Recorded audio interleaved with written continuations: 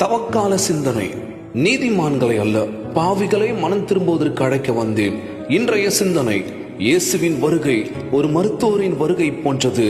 நோய் உள்ளவருக்கே மருத்துவர் தேவைப்படுவதைப் போல ஆன்மீக வாழ்வில் தளர்ச்சி உள்ளவர்களுக்கும் பாவ சேற்றில் உள்பவர்களுக்கும் இறைவனின் மன்னிப்பு மிக அவசியமானது.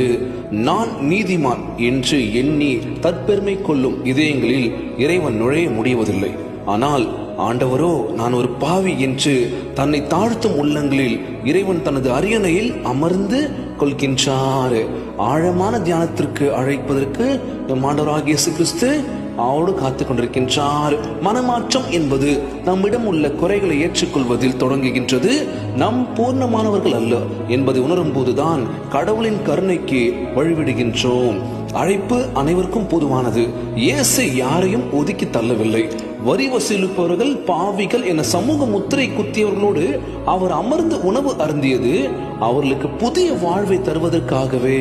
தவக்காலத்தின் நோக்கம் இக்காலம் நம் மற்றவர்களை குறை சொல்வதற்கல்ல, மாறாக நம்முள்ள இருக்கும் பாவங்களை கலைத்து இயேசுவின் அன்பான அழைப்பிற்கு பதிலளிக்க வேண்டிய காலம்.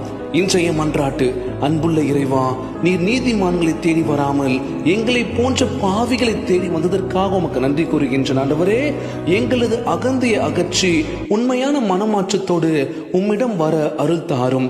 பிறரை தீர்ப்பிடாமல் உம்முடைய அன்பை பிரதிபலிக்கும் கருவிகளாக எங்களை மாற்றி அருளும். ஆமேன். வருத்தப்பட்டு பாரம் சுமக்கின்றவர்களே, நீங்கள் எல்லோரும் இடத்தில் வாருங்கள், நான் உங்களுக்கு இளைப்பாறுதல் தருவேன் என்று நம் ஆண்டவராகிய இயேசு கிறிஸ்து வாக்கு கொடுத்திருக்கின்றார்.